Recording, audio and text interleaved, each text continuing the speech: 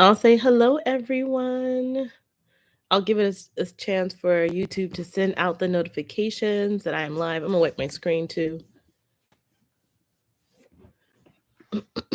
Yes, for reference, I am sitting in my bedroom in bed.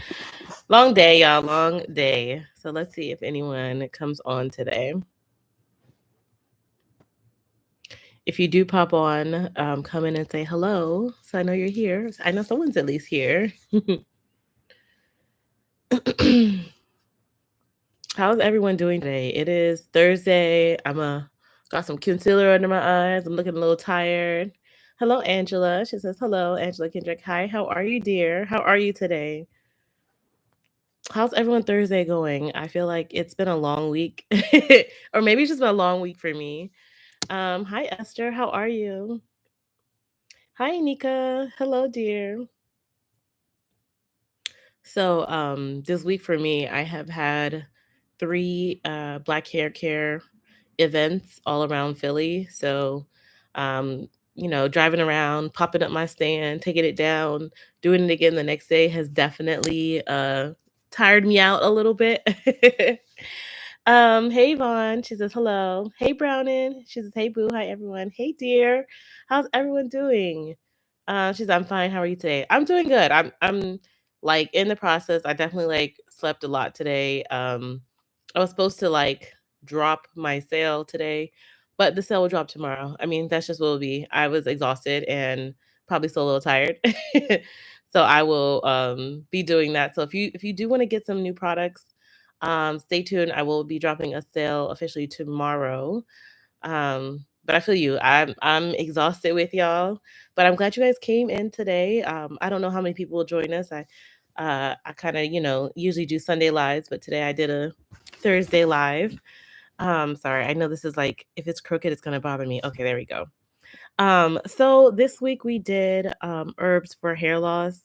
Um, and we focused on my Brahmi aloe and clove gloss bar. And you could have used any gloss bar, the hibiscus moringa one, the moringa amla.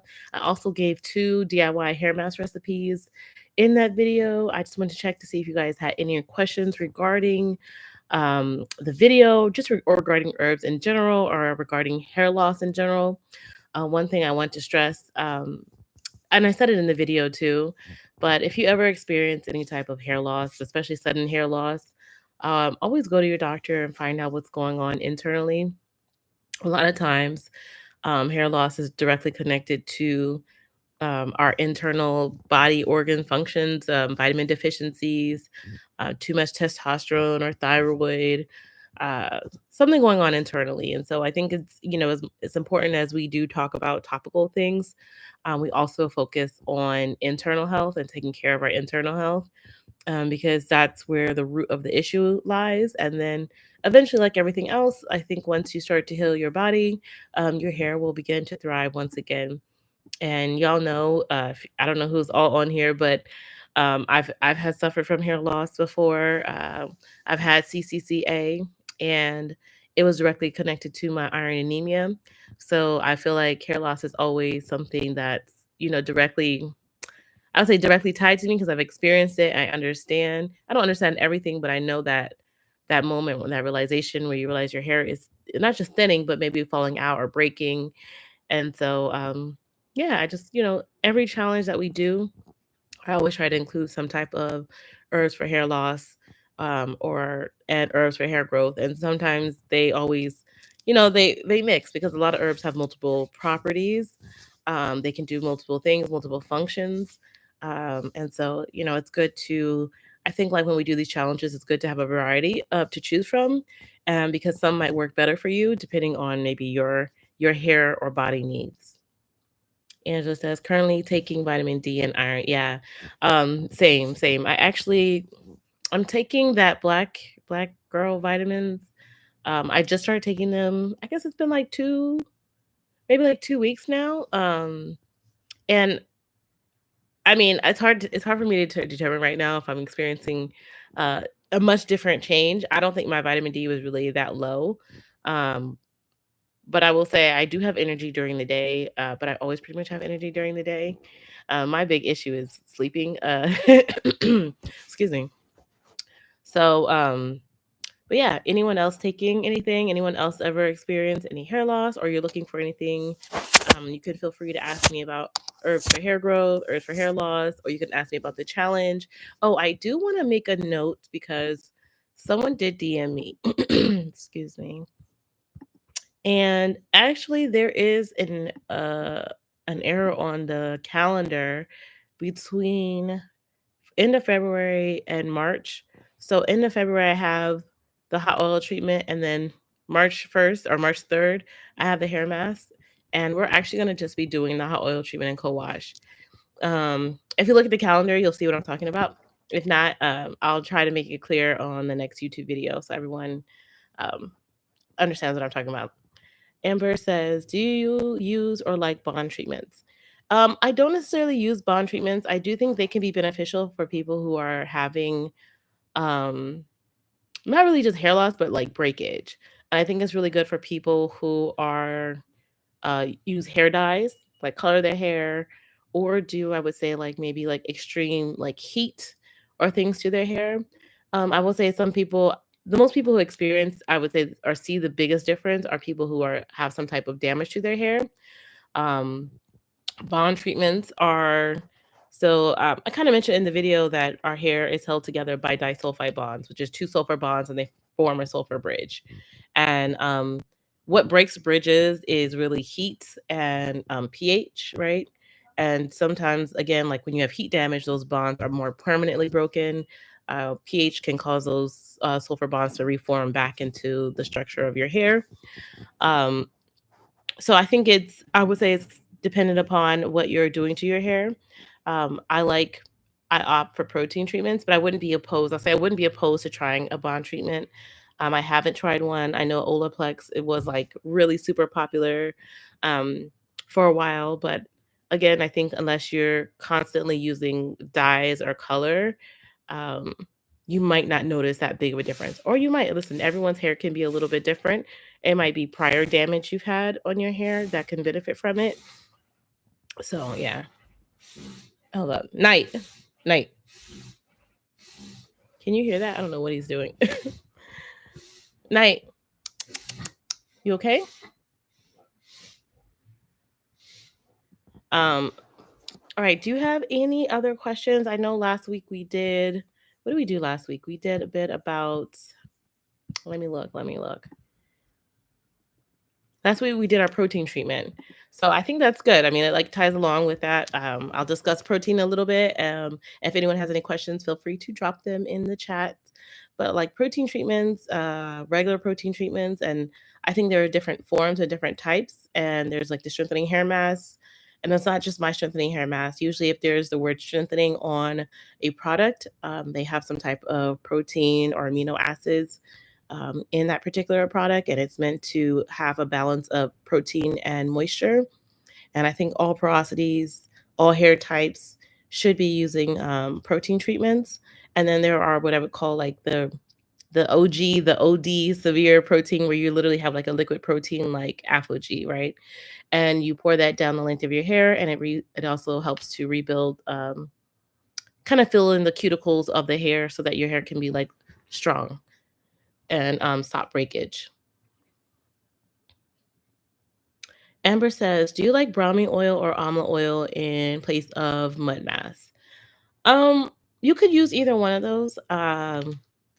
I think they're all good, and I think everyone might have a preference. So if you don't have like a mud mask, you can definitely use any of the particular oils that you have. Just make sure you're leaving it on your scalp long enough. Now, some people, and I think like some people don't like oils or don't use oils on their scalp in particular. But if your hair likes it, I mean, by all means, utilize it. I think they have a place. If you can infuse your oil with maybe like brahmi and almond together, I think brahmi is a very strengthening herb, right? It has some strengthening properties. And so amla can, add some like conditioning or softness to the hair, even though you're not adding water to it. If you're going to do it as a pre-poo, I would try to leave the oil on for as long as possible. So if you can pre-poo overnight, that'd be great. But I would say nothing less than an hour. And if you can do it with heat or steam, to do that as well. Let's see here. Let's see here. I'm gonna just go through because I feel like I wasn't on for like a few weeks, so I'm just gonna go back and see what else. Oh, okay, so the week before that, we did herbs for hair growth, and we did a hair mask. Oh shoot, did I just click off? Okay, and we did a hair mask then. If you have any questions about those herbs, feel free to drop it in the chat. Y'all know one of the thing about doing the challenges, I love to I can't say try out new herbs because I'm now using the herbs that I do know and I do trust. But I love experimenting with whatever gloss bar I'm using at the time that maybe I want the benefits from, right? So I opted for 3 different options for herbs for hair growth, and you could have used 3 different gloss bars, but you have the option to select which one works best for you. Angela says, currently I'm sitting under the dryer with amla and aloe vera, some infused oil. Can I combine 2 Ayurvedic powders for strength and moisture? Yeah, yes, you can definitely combine the two for strength and moisture. I recommend, and some people do more, but I recommend no more than like 3 powders at a time. But two is great. I have a ton of.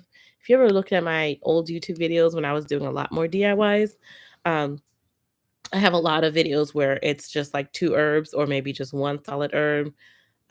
But aloe is very moisturizing. So I think it's a really good combo. And you get a bit of like stuff for hair growth there. I don't know if you watched this past video this week, but I did talk a little bit about aloe vera and how it actually can help to prolong the anagen phase of your hair, which is the hair growing phase. So I think that's also really important if you're focusing on regrowing that hair, especially if you're suffering from any hair loss or even preventing hair loss. Right? Sometimes I think we think about I don't have hair loss, so I don't necessarily have to like pay attention. I don't watch it, but I'm always under the guise of like, let's take preventative measures so that we don't get there, right? Like one of the biggest things, my research has done, is that a lot of Black women experience either DHT, too much DHT, and that's that male female pattern baldness, starts here, and in the crown, or that CCCA, which happens in the center of the crown of the hair. Now, those things, like I said, I would say the DHT is due to excess DHT in your system.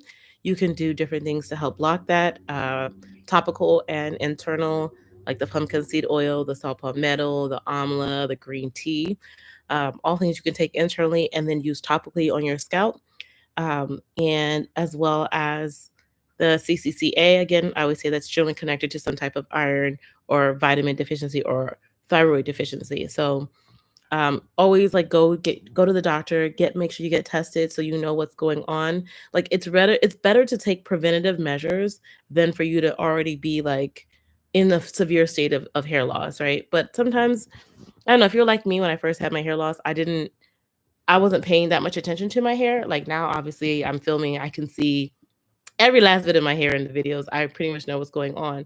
But a lot of times, if you don't pay that much attention, or you're not frequently in your hair, or you don't have a mirror when you're styling your hair or doing different things. Maybe you wash in the shower, so you don't really get to see your scalp in different ways. Sometimes that can, you can miss that there is hair loss. Another thing I've always said, and a lot of people can testify to this, when they first started using Ayurvedic or African herbs, they noticed like a so-called like almost halo effect around their hair, and it's just really those hair follicles that have become inactive started to become active again due to the use of the herbs, right? That help to bring that blood circulation back to those hair follicles, and you would be surprised at how much like I'm 38, right? And I didn't really think that in my early 30s that I had already experienced like obviously I had my hair loss in my like 20s, but like around 30 I thought my hair is still thick, it's still thriving, it's still fine. But then I started doing these like DIY hair masks and DIY treatments, and my hair got so much thicker. And I feel like every time I finish a challenge, the number one thing you guys always tell me is, "Oh my god, your hair looks so much thicker. It looks so much thicker." And it's not necessarily that the individual strand of my hair is getting that much more thicker, but it's also a factor that sometimes those hair follicles that have been inactive for an extended period of time are now active and they're growing. And you think like when you're a child, you have the most all your hair follicles are active, you're the healthiest, you don't have any hair loss. And so you realize like sometimes you're a child, your hair was so thick. You're like, oh my God, my ponytail used to be like crazy thick, or I used to could do so many styles. But as you age, right, and as your body maybe is not getting the nutrients and the vitamins over time, your hair will start to thin. And again, it's maybe not be as easy to see because it may not be a lot of hair, right? So slowly, maybe your edges start to thin, maybe the crown a little bit, but not enough where you're like bald in that area, right? And so over time, and I say this a lot for women sometimes who end up being like 40s to 50s, where they're starting to see like, oh my God, I'm really seeing hair loss in the 50s and 60s, is like I'm noticing much, like hair's coming out, or hormones and menopause, and it's just like major things that you can easily see. But it actually starts, I would say, in probably like your 30s into your late 30s, where the hair starts to thin. And it's mainly because I believe we're not getting enough vitamins and nutrients, or our hormones are out of whack. DHT is starting to build up in your scalp, in your body. If you remember, DHT binds to the hair follicles and it causes them to shrink. Some of the best ways to remove that topically is just to cleanse your hair more frequently, which is why I'm a really big advocate of washing your hair. Um, you don't have to wash weekly because I understand that's not everyone's routine, but frequent enough and that you're not allowing certain things to build up on your scalp, right? And then using those DHT blockers, using these herbs enough to make sure you get that blood circulation, right? A lot of these herbs can help stimulate that blood circulation and regrow that hair, get that blood pumping, because that delivers all those nutrients that we're looking for, right? And so once those follicles stay active and keep active, your hair should grow thicker and stronger. And I feel like that is one of the things I'd say, like the biggest testament for me, I can see in my hair. And every time I finish a challenge where I'm focusing, especially on doing hair masks, is how much thicker my hair gets. And I'm wondering, like, is there going to come a point where, and it will, because, there's going to come a point where all of my follicles are active. And so that is the natural thickness of my hair. But just maintaining that, because y'all know I have iron anemia. And it's like as soon as you fall by the wayside, you stop taking your iron pills, my hair starts to nosedive, almost like, I can say right away, but it just starts to, I notice it right away that like things are starting to act a little funny. The texture feels a little different, right? Um, so there's just things that I'm preaching to you guys, and feel free to jump in, or you're just listening to the knowledge that I'm dropping. But yeah, I'd rather just take preventative measures than to have to worry about um regrowing like patches of hair. Brown says, yes, I noticed that with mine. Yeah. Yeah. So I think it's good, and I'm glad you guys came on today. I know there's not a lot of people here. Hopefully, a lot of people will rewatch this live. But if you have any questions, feel free to drop them in the chat. I'm also, y'all. I don't know if y'all saw, and I don't know where I'm at, but before I started this live, I had 49,999 subscribers. I needed one more to make 50,000. So if you want to share out this live to someone and be like, follow her. She teaches about herbal hair care. She teaches about fighting hair loss and regrowing your hair. By all means, do so, because let me tell y'all, it's been a long journey, and 50,000 would be great. Let's see. Browner says, I need to be consistent with taking my iron and supplements. Yeah. I think it's like a constant battle. I just started putting mine like right in the morning, like right when I wake up. So that was the first thing I see. So I can be consistent with taking it. I also got I think I told y'all I was on taking some liquid collagen. And of course the one I took literally just ran out on Amazon. So I got some other liquid collagen. Excuse me. I just ate, so I'm a little sorry. But yeah, the collagen is just for skin, and there is some hair benefits obviously, but the iron is for me the most important. And I would say for a lot of Black women, iron and vitamin D are probably the two most important vitamins that we need, because we're lacking severely in some form or fashion. Amber says, what's your favorite detangle brush and comb? So Amber, I actually don't use really combs or brushes in my hair. I do have like a wet detangle brush, actually. I don't even know if it's like the real one, but I haven't used this thing I can't even tell you the last time I used it. Probably months at this point. I actually am a finger detangler, and it took me some time to really understand how to finger detangle properly. And I get it may not be for everyone, but I think um, starting with finger detangling and getting as much knots, feeling the knots is most important. But I'm more of a finger detangler, and I will say it is a technique that has to be mastered. Yeah, I know some other people who have like maybe like I would say 3C, 4A hair. They like the Felicia Leatherwood brush for detangling. With my fine strands, I find that when I use brushes and hair in my hair, I end up with way more breakage.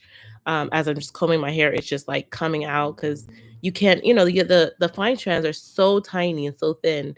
If there's like a little knot and that brush goes over, it just breaks right off. And so I don't tend to use brushes because I feel like I was suffering from more breakage while using them. Oh, there's my brother in the chat. Hey, bro, how are you? Thanks for joining. We just talking about hair loss. But Amber, do you have a favorite brush? Have you ever tried finger detangling? Um, I think a few people on this chat I think do finger detangling. Like Nika, she's not on the chat today, but she definitely does finger detangling solely. I know some people who do finger detangling and then um a brush afterwards. I think Brown, and if she's still here, I don't know. She also does finger detangling. Um, China says, "Hey Michelle, have you ever thought about doing a dedicated video on your weight loss, what you eat in a day, workouts, etc.? We can see the weight loss looks good." Oh, thank you, thank you. It's funny. I haven't thought about it because, and maybe I should, but I'll tell you the secret. The secret is I really just got off some medication, and I pretty much have always worked out for my entire life, through my 20s and 30s. I had like really bad periods of anxiety and depression, and so I got on medication, and I just blew up from the medication. So if you look at my videos from like 6 years ago, I was like pretty small, and that was like the weight I was for like my whole life. And then I got on the medication, and I just could not lose a single solitary pound. I was working out 5 days a week. I was dancing. Um, like COVID, during COVID, I was working out 5 days a week with my trainer. And it wasn't really until I got off the medication that I was able to like just drop the weight. And yeah, I will say this, I am trying to be more intentional about what I'm eating, right? So I could definitely like document something like that. I've never seen myself as like a an inspiration in that sense because I feel like in some way I kind of like cheated. It's not that I cheated, but like I just really the biggest thing was getting off of the medication, and I don't ever tell people just to get off randomly on medication, but yeah. Uh, Amber says, "I have a lot of single curl knots that I keep cutting out, like my coat in the morning." Oh, yeah. If you have a lot of single strand knots, I would recommend also, keeping your hair stretched as possible and then keeping your hair up, right? So, like, single strand knots come from when the hair is too coiled, well, not too coiled, but when the hair coils, like when it's wet and it just coils on itself, right? And so, yes, it can make detangling terrible, right? And I always recommend, like, if you're detangling your hair to go ahead and like snip off those single strand knots. But I also recommend keeping your hair stretched, so, like, using braids, twists, two-strand twists, keeping your hair in a bun, something like this has it's a bun, but there's, like, twists in here, and the ends are then tucked underneath, uh, so that way, some of the biggest things, like, when you have your coat, when you have clothes, and your hair hits about shoulder length, it just rubs, rubs, rubs, rubs, rubs, and that also creates environment when there's a lot of friction and create also more single strand knots or more damage. So, yeah, I would recommend doing those 2 things, and I agree if you keep having to cut out single strand knots, you're probably not gonna retain length much, but try doing, more stretch styles, even braid outs and twist outs, and then maybe putting it up into, like, a bun, and especially I would say in the wintertime, try to keep your hair off your coat, your sweater. So, yeah. Brown says, "I do a mix, finger detangling and a comb, but last year I did more finger detangling." Yeah. Me too, me too. Last year I've done like I said, I obviously I have a wet comb and I have a wide tooth comb, But for me, the wide tooth comb doesn't really work because my strands are they're so fine, they're so tiny. Um, but it's good to like maybe get out like the bigger tangles and stuff. But I really like to. I've learned to come to terms with finger detangling. Like I did exclusively like when I first went natural, and then I went through a period where I was like using a brush and a comb, because I honestly I don't think I was finger detangling properly, and so I was creating like almost like dreads in the middle of my hair, just because I was not getting those knots out, and then that creates way more issue, way more issues. So I would say know your hair too, right? Like just because someone else can do it, it is a little more time consuming, especially if you're like me and you wear your hair out. If you're somebody who like maybe Brown and maybe like Nika who wear two strand twists almost all the time, finger detangling is not hard because their hair is already kind of like in those twists, and so they're not like out all the time. Like me, I'll go through periods where I'll wear my hair out for like weeks on end, and I gotta chill because I know it just creates an environment for a lot of single strand knots and a lot of a lot more breakage and finger detailing just feels like trash. And I just sit there with the scissors like snip, snip, snip. So I concur on the weight loss video. You inspired me back in June and I'm 45 pounds down, 5 more to go. Oh, I'm so proud of you, Frida. I love that. I really love to hear that. I may still do a video about it because it is still part of my journey and I still work out I still work out 4 to 5 times a week. Nothing has really changed in that department. Even though this past month I would say like I've been oh, y'all already know with my whole car situation. But I do like daily walks with my dog for an hour every single morning, rain, snow, sleet, sun, whatever. There's a lot of things that I do to make sure I maintain health and I lift in the gym, I dance and a couple things. So I'll consider it. um Brown says I really don't need the comb, I realize. Yeah. Diane says, hello everyone. Hey Diane, how are you, dear? Amber says, mine is from Marshall's, a brush that separates. I want to try the 3-row comb. Yeah, I've heard good things about that. I think that's the Felicia Leatherwood one. I've heard good things about that comb. I'm just not necessarily a fan with my very fine strands. Angela said, I tried it, didn't work, and took too long for the finger detangling, so I went with a wide tooth comb, but found that a good slippery pre-poo to work out the kinks and knots. And that's perfect, Angela. And that's what I was saying before. It may not be for everybody. So like that's 100% okay if finger detangling is not necessarily for you or you feel it's just too time consuming. As long as you're getting the desired results and you feel like your hair is able to retain length, by all means, do it works best for do it works best for you. Uh, Not everyone has the same different texture, thickness, individual strand thickness, and density. So you have to really figure out what works best for you. I know some people with very fine strands feel like a brush works better for them. Those with fine and medium feel like maybe finger detangling. So it really depends on you and the time you have to do it. I'm sorry because I'm probably gonna really mispronounce your name, Scissor Nino. I'm sorry if I mispronounced it. So advice on using rosemary shampoo and saw palmetto for hair loss. My grandfather, 109, no hair loss, no gray hair till his 80s, just genetics or lifestyle. Well, it depends. I don't really know what your grandfather has done and is doing, right? I would say some of it could be genetics, could be lifestyle, could be a combination of both things. When you say advice on using rosemary shampoo and saw palmetto for hair loss, what advice would you want? Because I would say if you're having any type of hair loss and you're trying to make sure your scalp is clean, I recommend at least shampooing. I say once a week or once every 2 weeks, right? Earlier in the video, I talked about how DHT can build up on the scalp, right? And DHT causes hair loss, different forms of hair loss, right? And so making sure you regularly cleanse the hair is important for optimal health and hair health. So um, I would say I'm not sure what advice you would want, but I think that using rosemary and saw palmetto two very good herbs to use. Um, I highly recommend it. Let me know if you have any like particular question. And your grandfather, just out of curiosity, is he like in the city? Is he in the suburbs? Does he live in USA? Does he live outside of USA? Because I feel like a lot of people who are living healthier and longer lives are actually they don't live in the US. And if they do, they live like somewhere in the suburbs and they like eat clean living and all that other stuff that's going on with them. A lot of Asian cultures that are like still working in the field, they live longer. Again, they're not eating all that fast food and the chemicals and the toxins that we're eating and getting in our pores and all the other stuff. So it could be a combination of both and could be also environment where you're living at, and some of it is lifestyle. Kimberly says, how do you determine your hair thickness? So you can look at the individual.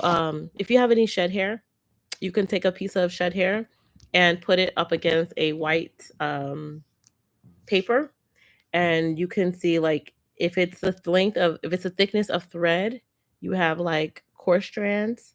If it's like much thinner, like half the thickness of that, then you probably have medium strands. And if it's very thin and very light to see, then you more than likely have fine strands. Also, I would say a good indicator, and I call it the light test. And those who have fine strands, generally, if you are next to light and you go like this and your hair see through, you probably have fine strands.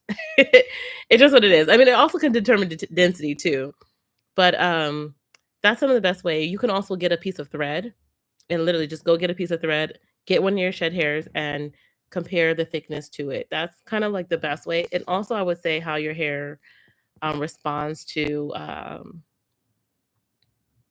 I would say, combing and styling. Do you feel like your hair breaks very, very easily? And not necessarily due to the fact that, like, maybe your hair is dry and you're combing your hair dry, but if you feel like your hair is the individual strand is like really fine and really thin and it just like breaks for like no reason, you probably have fine strands. There's I would say this, a lot of black women I'm finding out actually have more fine to medium strands.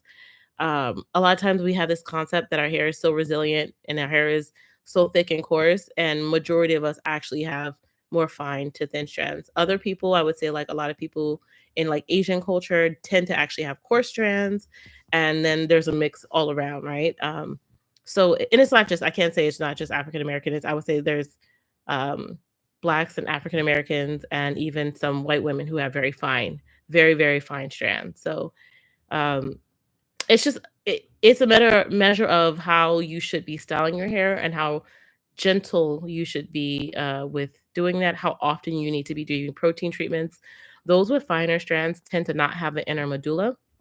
So our hair has three layers, or supposed to have three layers. There's the inner medulla, then there's the cortex, and then there's a cuticle, right? But those with fine strands tend to not have an inner medulla. So it makes our hair break more weak and more prone to breakage, right? The strand is just too fine, and that's what happens. So it just breaks. I always say, like, sometimes the wind blows and my hair is like breaking, right? So I would also pay attention to how your hair is responding to um, your styling techniques, your tips, what you're doing with your hair, combing versus shampooing. If you get a lot of, sometimes I would say a lot of hair webbing, your hair probably tends to be a little bit finer because fine hair, for whatever reason, tends to web very quickly. I hope that helps, Kimberly. Tara Destroyer says, I concur on the weight loss video. You inspired me back in June, and I am 45 pounds down. 5 more to go. Oh, I love to hear it. Like, y'all are listen, y'all are inspiring yourselves, and I love that. I love that I inspired you, but y'all are putting in the work, and losing weight is actually very difficult. Because let me tell you, when I was actively really trying to lose weight back like 3 years ago, and I'm like lifting, I'm like working out 5 days a week. I'm eating like the best I've ever eaten, and I'm like not losing weight, and I'm still like committed to just being the healthiest that I can be. I'm walking an hour with my dog.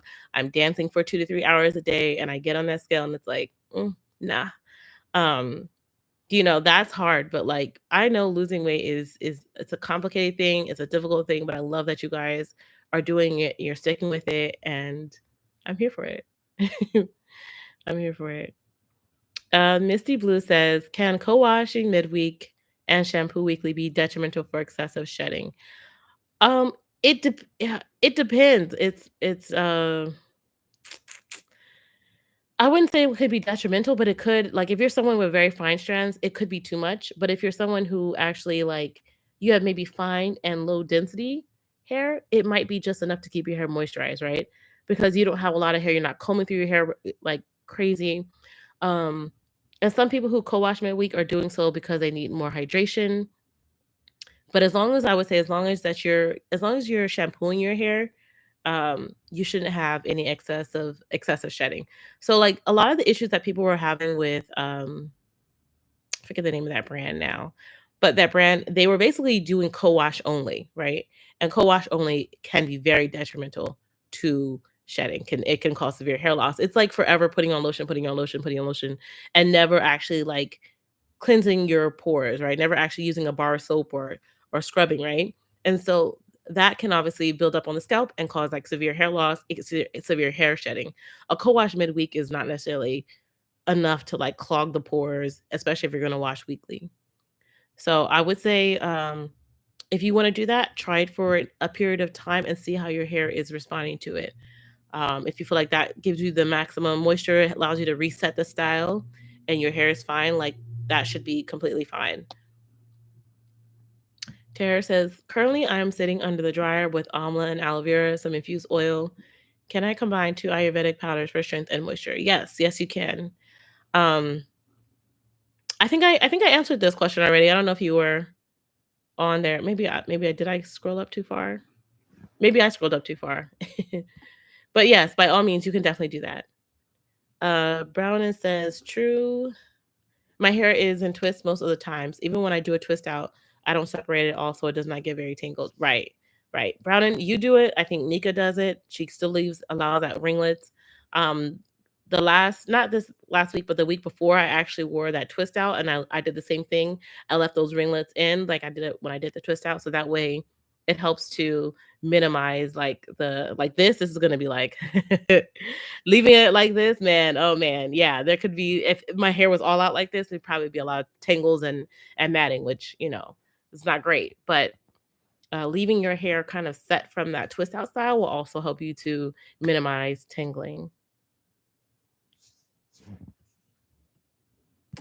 Angela says, definitely want to try your gloss bars. Can they be used as a deep conditioner or pre-poo treatment? You can use them both ways.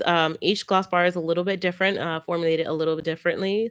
So I would recommend for like pre-poo, I would say like the Brahmi Aloe Clove, the Bring Garage Gloss Bar, the Moringa one is also good as a pre-poo. Those for like maybe as like a deep conditioner, I would say like the Slippery Elm Gloss Bar, the Almond Fenugreek Gloss Bar, the Hibiscus Moringa Amla Gloss Bar. Those ones tend to be a little bit more conditioning, but also I would say listen to your hair. When it comes to the henna, you always shampoo your hair first before and then do the henna gloss bar. So each gloss bar can be a little bit different. If you're new, like definitely check out some of the videos I have on the gloss bars. That way you can know how to best utilize them. But some of it is also trial and error, right? Sometimes people may find it's very interesting, right? Because if your hair is lacking in amino acids and it's like weaker, right? And you use maybe like the Moringa Gloss Bar or like maybe the Bring Garage Gloss Bar that has like strengthening properties, your hair actually might feel really soft and moisturized. And that's because your hair was literally lacking in those nutrients. And so it got it and it helps to provide, again, amino acids and those hydrolyzed proteins actually fill in the cuticle, so they help you to retain moisture for longer. So sometimes you rinse out sometimes you use those gloss bars and your hair will actually be super soft and super conditioned. On top of the fact that I do have some type of conditioner and some oils and butters in them, so there is some conditioning properties with them.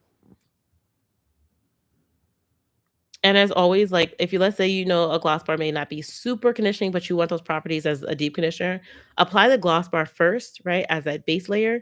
And then I would say mix some conditioner in your hand and then slap on some conditioner towards the ends and tie it up and leave it on, and you'll get a mix of both in one at one time.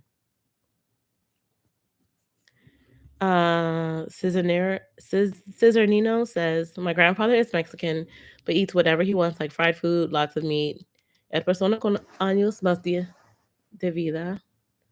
I try to incorporate flax seeds, black pepper, turmeric, and lots of protein in my diet. I take vitamin C, biotin, and riboflavin. I use a rosemary oil infused shampoo.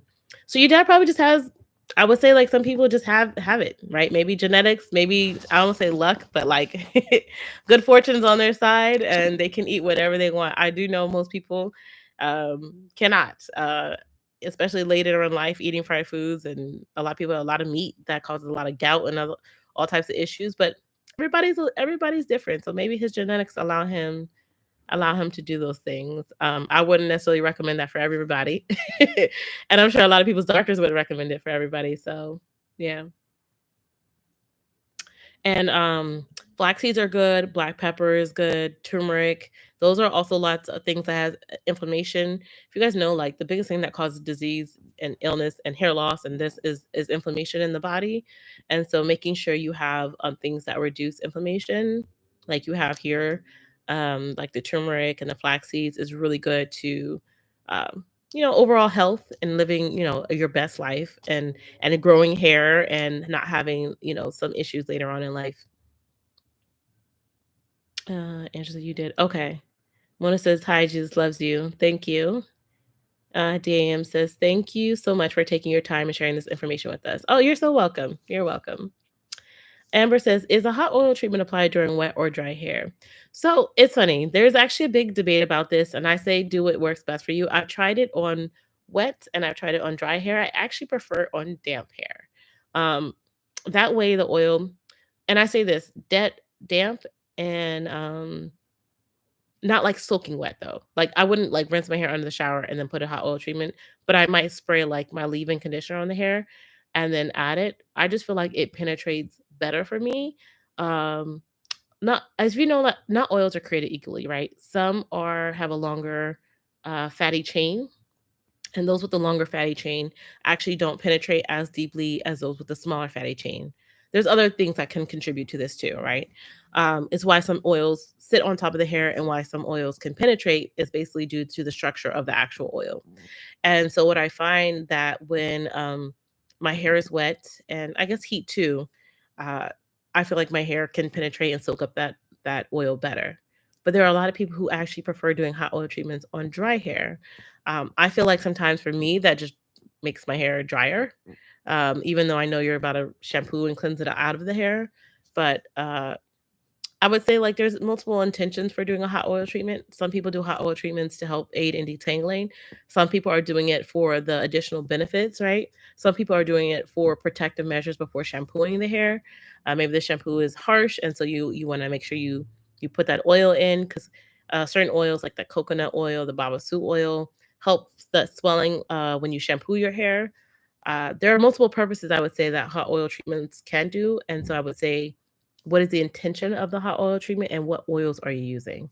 I would say if you're going to do a hot oil treatment on dry hair, I would use lighter oils that you know can penetrate your coconut, your avocado, your sweet almond oil, lighter oils. I think you have a little more flexibility when you are using it on wet hair. You could have, a mix of maybe some heavier and lighter oils. Also, time is a factor. Time tells you how long a product may penetrate deep into your hair to actually benefit, right? So let's say you do a hot oil treatment, you leave it on 10 minutes and your hair didn't absorb anything. It's almost like, not say useless, but it's easy to just like wash off and there are really maybe no benefits that were implied. Versus if you're maybe putting the hot oil treatment on, you're letting it sit on for an hour, maybe you have a plastic bag on your hair, or maybe you're sitting under a steamer, you're letting that penetrate, right? It's going into that actually inner cuticle of the hair and providing nutrients to that inner cuticle as well as the inner cortex as well as the outer cuticle. So I know that's a lot to say, but I would say like intention also does matter and the oils do matter. Okay, Andrew says protein overload. It happened to me. What steps can you do to reverse it?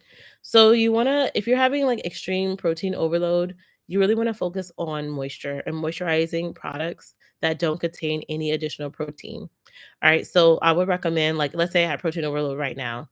I would do a nice co-wash, and then I would do a co-wash and then I would deep condition right after that co-wash with heat or with steam.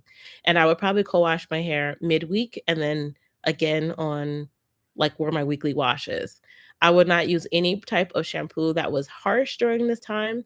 I would use something that's gentle enough to cleanse and then really focus on deep conditioning with heat or with steam. Um, and that's how I would do it. I would make sure the product that I'm using right afterwards, so re-moisturize my hair, doesn't have any protein in it. It may take you'd be surprised, like, sometimes and it depends on I don't know your hair.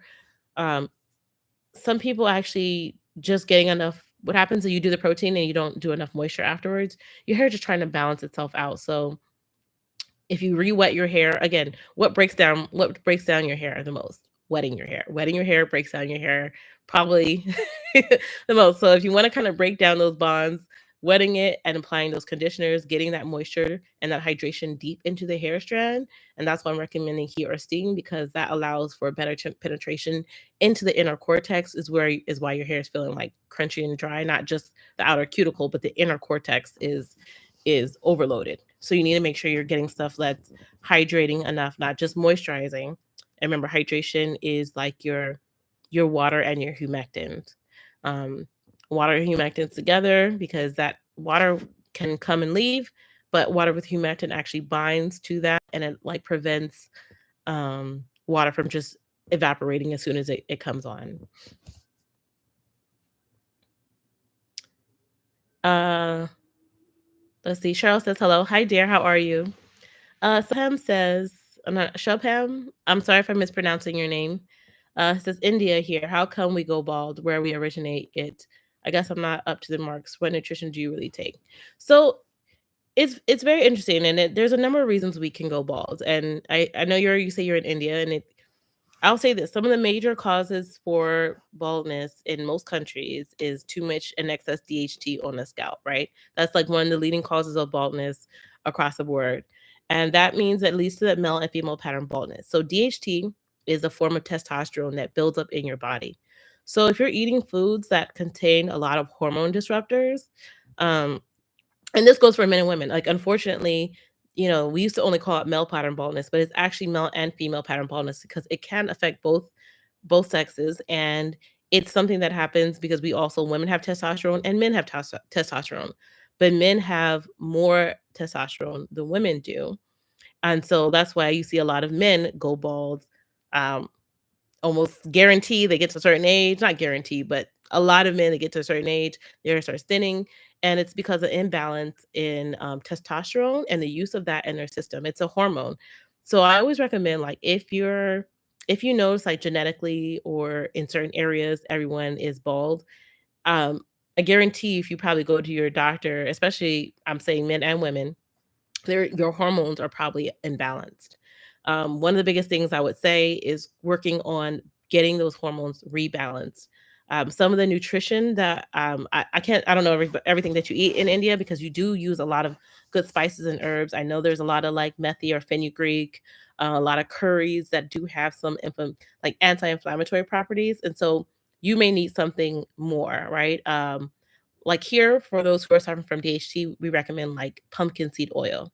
I don't know if you've ever used that or maybe even, I mean, you've probably heard of it, but pumpkin seed oil, saw palmetto, using green tea and using it internally as well as topically, right? And also you want to look at the different foods and nutrition that you're eating.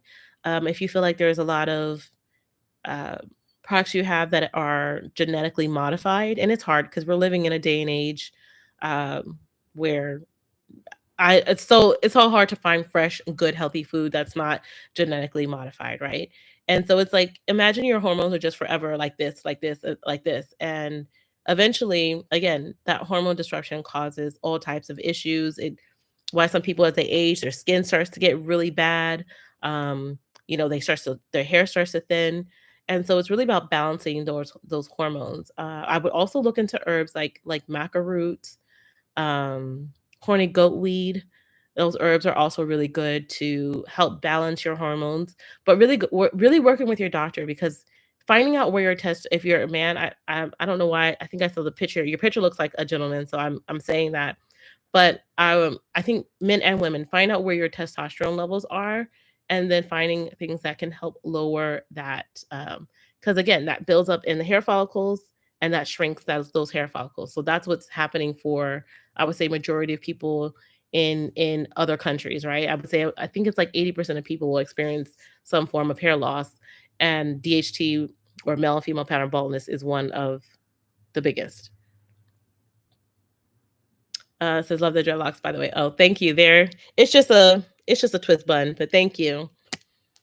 Um, I noticed by my left head temple a lot of hair shedding, and my hair is thinning there. I had COVID 3 times. Maybe it caused by that. I'm male, 20. I shampoo my hair 3 times a week or 2 times a week. All right, so yeah, I think it's important to talk about this because COVID actually caused a lot of people to have some type of hair thinning or some type of hair shedding. So there's an alopecia called alopecia areata, right? And that particular alopecia is due to a stressful event in your life, and it causes thinning and baldness in the area. And it can happen randomly, which you say randomly, right? You experience some stressor and you're thinking like, I'm good. I don't feel like but your body takes that stress and then you have that type of hair loss. So if you're and you had COVID 3 times, it probably took a major hit on the body. They're still researching all the impacts of COVID, right? There's long COVID and there's all types of after effects of people who have COVID. Um, and so in this case, the shampooing of your hair and all that is probably fine. I would focus on herbs that can help to regrow and stimulate hair growth back into that area. You can start with simple, like using amla powder or fenugreek powder. Those herbs, just one or both combined together, are really great. You can make it into an oil or you can make it into a hair mask. So, cleansing your hair is good. I would say cleansing your hair if you're having like DHT and making sure there's no inflammation on the scalp, wonderful, right? And because you're also you're not of African American or Black descent or African descent, and because you're Mexican, your hair is probably fine with shampooing that often. But I would really do things to help stimulate that hair growth. So also giving yourself a nice massage on those areas. So if you can make a fused oil with any of those herbs, that will also aid in helping to regrow hair in that area. And I'm just going to jump down and answer your question because I saw you said something else. May I know how good is coconut oil? Because that's all I apply in my hair, and I want to look like Shah Rukh Khan. Oh, I guess it cannot happen. Coconut oil is a good oil. It's a lot of like fatty nutrients and benefits. It does have some anti-inflammatory properties and antibacterial properties. But I would honestly infuse herbs into that oil. So I would use again the amla and the fenugreek. If you look on my channel, if you look for fenugreek oil, you can see like a bunch of easy recipes. If you can get the fenugreek seeds, preferably over the powder when you're infusing the oil, use the seeds. I would say like a tablespoon of fenugreek seeds, maybe a tablespoon of amla powder with maybe a quarter cup of coconut oil. You can do a light slow burner on the stove, a double boiler on the stove, which means you put a pot of water and you put the oil in there and let that heat up. The longer you let the oil infuse, the more benefits and nutrients you can get from this. Or you can do the slower method, which you put it into a container and shake it every single day. Or you could do a combination of both, which I like to do. I actually will start maybe with a double boiler method to kind of heat up the herbs. They never boil. You never want the oil to boil. You never want the herbs to boil. You're just heating it to start the infusion process. And then you can shake it every day for 2 to 3 weeks and then start using it afterwards. Coconut oil is a good oil. It's not the only oil out there. You could also look into pumpkin seed oil, apricot seed oil, um, castor oil, Jamaican black castor oil, Haitian castor oil, or even regular castor oil. Really good oils. And especially because you're shampooing your hair frequently enough, you could probably get away with, using that on there and then shampooing it right off after like at least maybe an hour or two if you can. The longer you leave it on, the more it can penetrate into those hair follicles to really help with that hair loss. Okay. Oh, Cheryl Lee says, I want to say that your leave-ins and deep conditioners are the best ever. My hair loves all of your products. Thanks for the information you provide. Oh, you're so welcome, Cheryl. I'm glad. I'm glad. I love the leave-ins too. My favorite leave-in is the Old Now leave-in conditioner. It's just light enough. It's just hydrating enough, and I feel like I get the optimal benefits from it when it comes to my hair. Like noticing the difference between hydration. Um, yeah, wonderful. Sometimes says no. On a regular basis, we don't use pumpkin seeds. We use ground nut oil. Well, if you can possibly get some pumpkin seed oil, so pumpkin seed oil is it's a little bit expensive. It's a more expensive oil. It's not an oil you would really necessarily cook with. It's an oil that is very light. Uh, it's a darker, really dark in color. If you can get it unrefined, that would be the best because that means it still has all of its nutrients. Because you can apply it topically and then you can take it internally as well. Like I used to like to use it a little pumpkin seed oil with extra virgin olive oil on a salad. It just adds a lot of flavor. It's really good. Um, yeah. Let's see. So my grandfather 110 on 19th of December. Well, that's amazing. I mean, listen, I more health to him. I just listen. What a blessing to be that age, and I wish I could live a happy and healthy life and see see all of these. Make it to 100, make it to 110. That's amazing. Okay. I want to make sure I didn't miss anything. So thank you, ma'am. You're so welcome. Amber says, for the hot oil treatment, I have amla, brahmi, and pumpkin seed oil, and that's perfect. That is perfect. You have a bit of like anti-inflammatory, you have a bit of strength, and you have obviously stuff that helps block DHT. Like that is chef's kiss. Pumpkin seed oil is light enough; it can penetrate deep into the hair. Um, Perfect. I would highly recommend. You're on the right path, sis. All right. Is there any more questions regarding hair loss? If not, I am going to sign off for today. If you didn't check out my video for Tip Tuesday, definitely check out that video. We kind of go over, not kind of, we go over brahmi, clove, and aloe and the benefits of using those in your regimen. Oh, Teslin says, hello everyone. I bought some pumpkin seed oil, amla oil, apricot, moringa, and neem oil from Hitachi. Can I mix all of those together? Yes, yes, you can. Um, those are all really great oils. I would say you're probably gonna not want to mix as much neem oil because neem stinks to high heaven. I would do if I were to do something like this, I would do 2 parts pumpkin seed oil. So if you're gonna do 2 tablespoons, let's just start with tablespoons. You can, adjust accordingly. 2 tablespoons of pumpkin seed oil. I would do, and then a tablespoon of all the amla, apricot, moringa, and then I'd probably do a teaspoon of the neem oil because it's gonna stink. If you have any essential oils to kind of mask that smell, great. If you don't, if you're about to go out, Teslin, like let's say you're going somewhere tomorrow, don't put that neem oil in your hair unless you're ready to wash it out. Because neem oil, you're gonna smell it. You're gonna smell it. But I love pumpkin seed oil. It is one of the more expensive oils, but it does work wonders. And neem, I'm telling you, if you have scalp issues, you're dealing with you're dealing with inflammation, you're dealing with dandruff, you're dealing with dermatitis. Neem oil is that oil that will gather your scalp together, but it stinks to no end. So I don't recommend necessarily using it if you're gonna go out. Use it if you're gonna like pre-poo at night and then maybe shampoo in the morning. Um, but yeah, you might also sleep and be like, "Who's that?" And it's you. It's you. It's your hair. It's the neem. So if you want to use a little bit less of the neem oil, by all means, or you want to just like add that like as you're applying it to your hair, use that too. Janice says, "How do you know if your scalp has inflammation on it, and what can you do to remove it?" So, Jan, I would say the best way, honestly, go to a doctor. But there are some telltale signs of inflammation. If you're having like, sorry, if you're having like dandruff, if you're having like I can't even just say scales because our scalp can naturally get a little bit scaly depending on the oils and buildups you have, right? But I would say like if there's any like red, is there any tension? If there's any like um bumps for back of lack of saying it better, like any lumps on it, any redness, heat, extreme heat in an area. Also, sometimes a good telltale sign of inflammation is if the hair in an area of the scalp is just off. As in the rest of your hair is maybe long, strong, and healthy. And then you have like a certain patch of your hair that like it's just extremely breaking. It doesn't grow well. You don't know what you're doing. Sometimes it maybe gets a little bit sore. Oh, soreness is also a thing. More than likely there's inflammation on the scalp.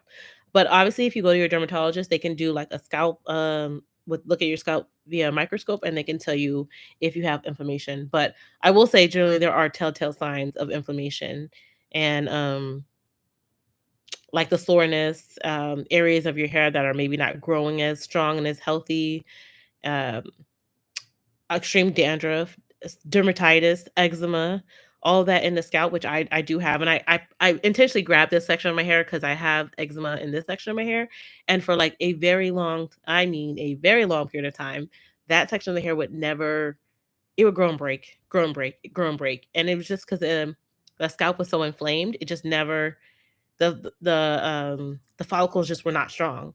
And so I really worked on strengthening those hair follicles and using herbs. So you asked what you can do to remove it or lower inflammation. You can use herbs, herbal treatments to remove inflammation. I have actually like 4 videos on the Prevent Hair Loss Challenge on herbs that lower inflammation in the body. But some, like off the top of my head, amla can lower inflammation. Aloe vera lowers inflammation. Um, It's funny. Henna actually lowers inflammation.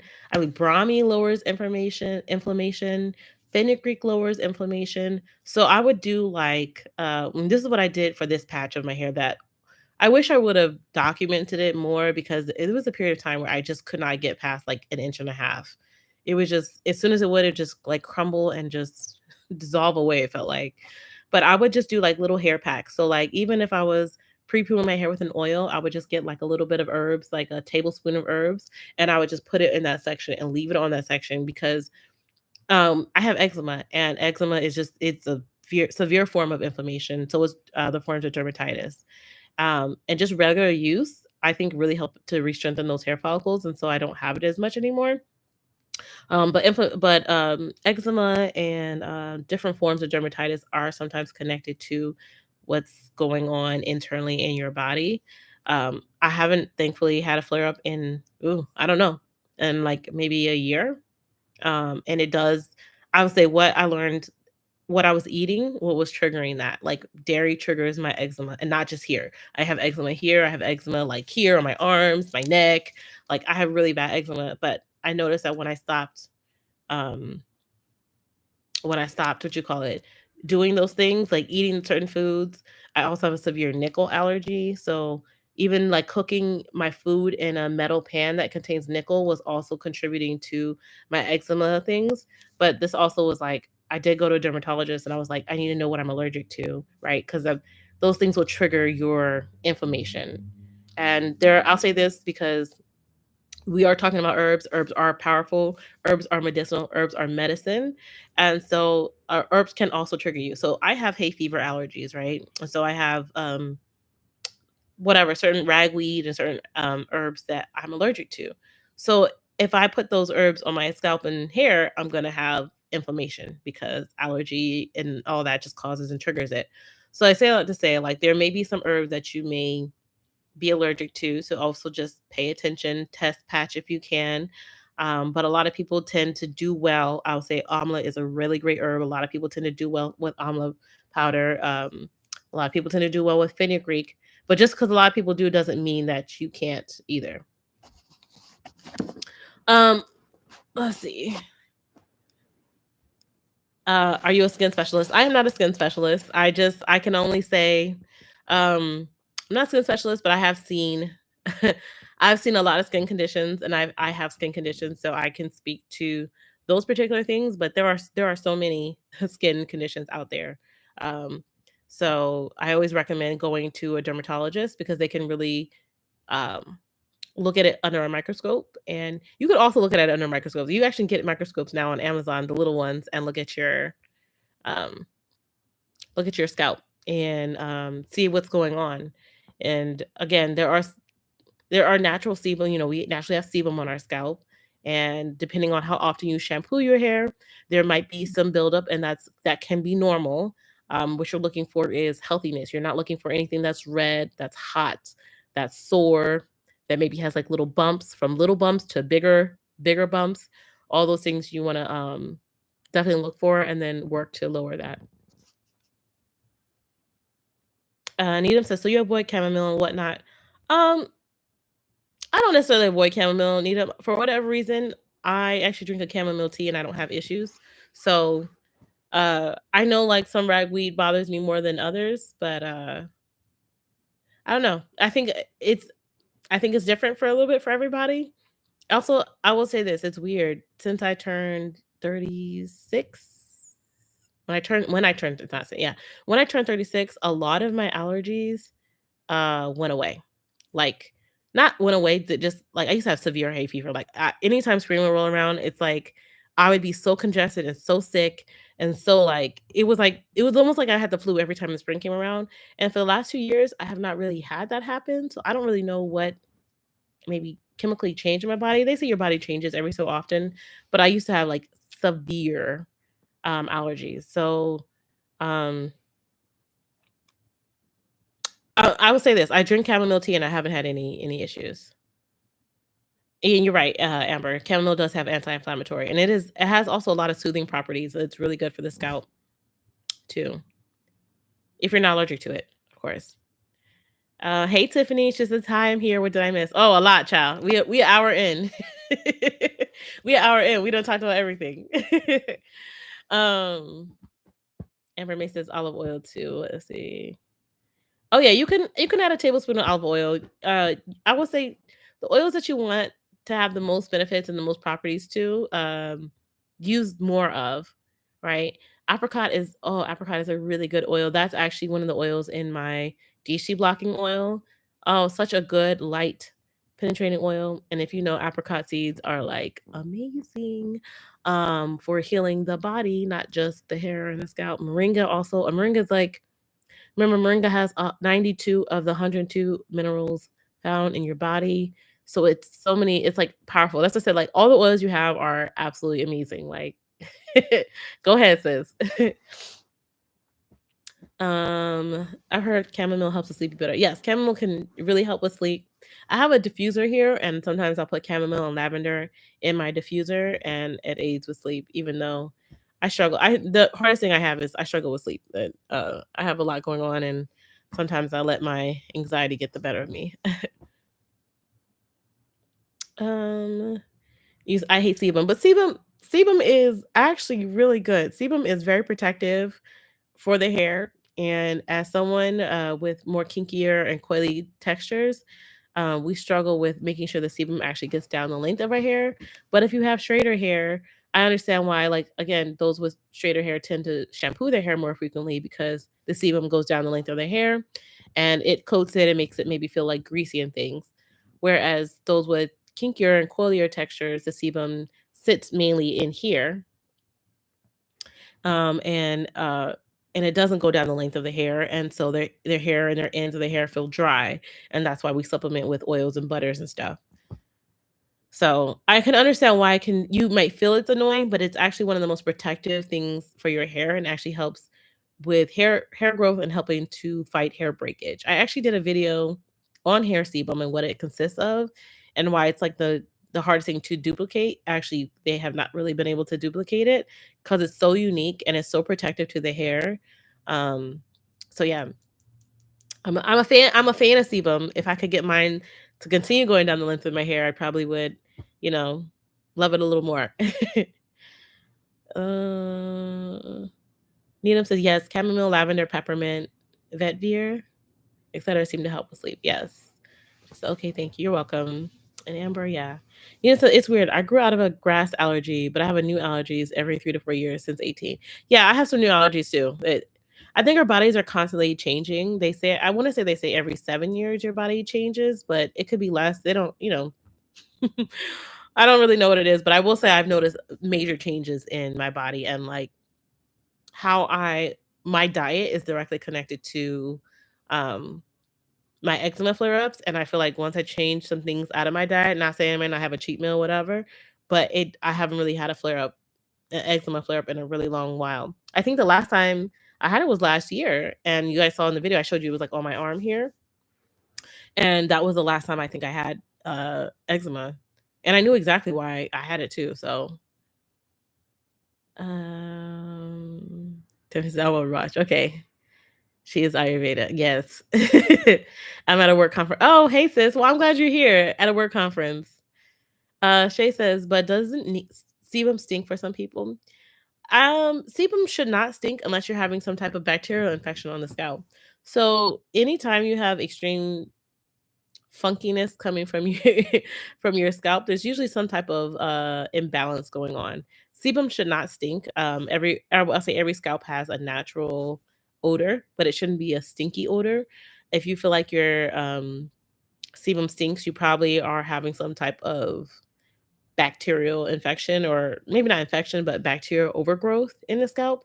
So y'all know our scalp has natural bacteria that live on it. There's malassezia, which causes dandruff, which is why some people um, have severe dandruff. Just means the malassezia on their scalp builds up much faster than maybe someone who doesn't have dandruff. Our scalp naturally has bacteria on it and all types of funky, funny things, right?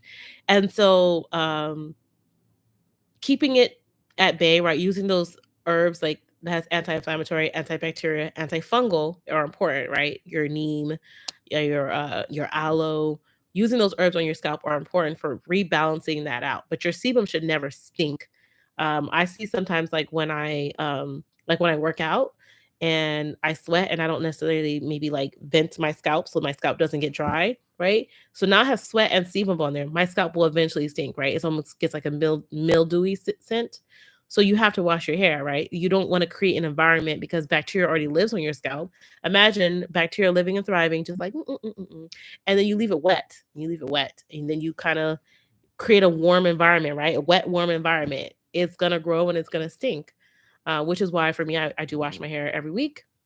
Like I said, some people wash their hair every 2 weeks. Some people wash their hair more frequently, et cetera, et cetera. So if people's hair are stinking, it's probably because number one, they're probably not shampooing their hair well enough, or they're not using things that can help remove that bacteria that's been building up in their hair and their scalp. Because I know what you're talking about. Like I've definitely smelled people whose I would say their hair stinks, but I know exactly what I'm smelling, right?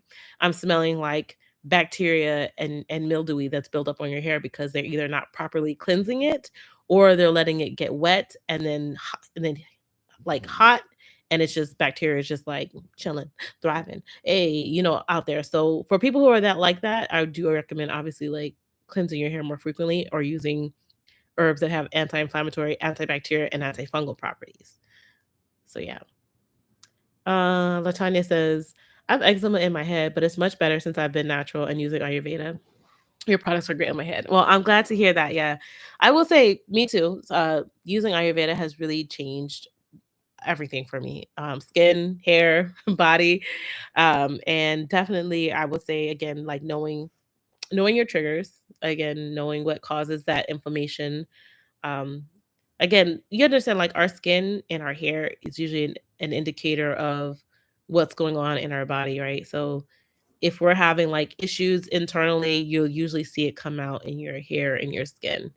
Um, so and eczema is one of those, eczema is one of those things that happens. It's not just necessarily a topical thing, which is why yes, topical treatments can work, but more effectively would be figuring out what is triggering it, and it's hard to know. It's not an easy thing. Otherwise, we'd all be cured of eczema if that was the case.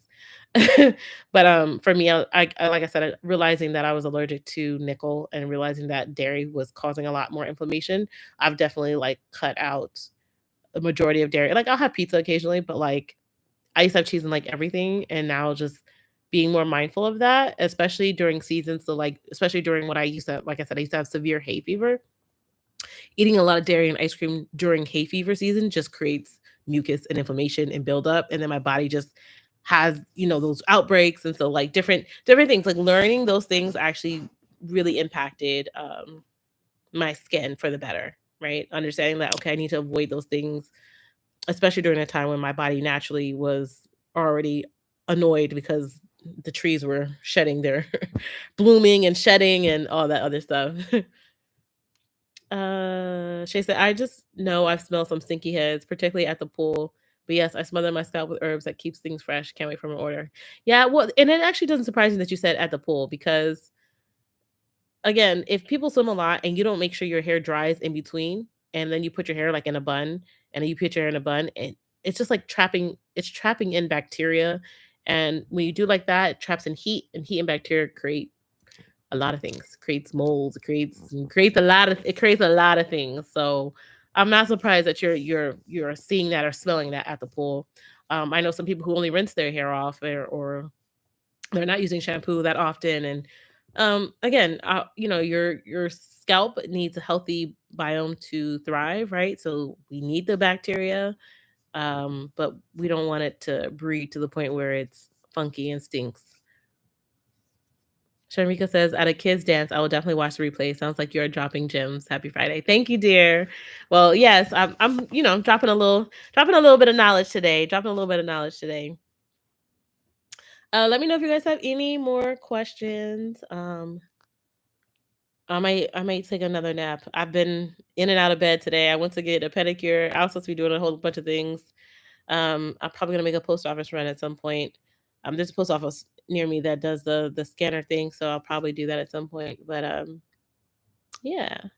Let me know if you have any questions. Thank you guys for joining me today. Let's see. Let's see. Did I make it? So I don't know if y'all watched the beginning of this, but I said I was at 49,999 subscribers. Did I make it to 50,000 while on this chat? I did. Let me be careful because you can see other things on there. But I just made 50,000 subscribers on YouTube. So thank you guys for joining and supporting me. And that one subscriber, I appreciate you. I appreciate you. Now I gotta go pour myself a shot or something. Thank you. I did. Thank you, Needham. Thank you, Brownin.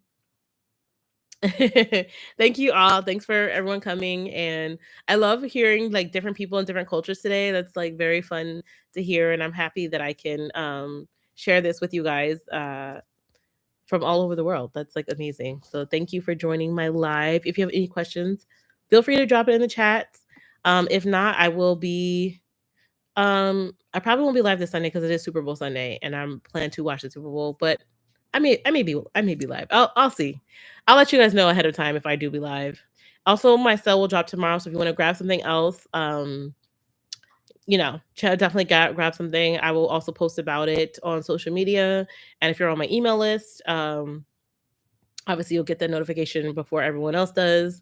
But thank you guys for joining me today. If you're ever suffering from hair loss again, go talk to your doctor first, figure out what's going on, and then we can work on herbs to help fix that. So, all right, y'all. Thank you for joining me on a Friday night.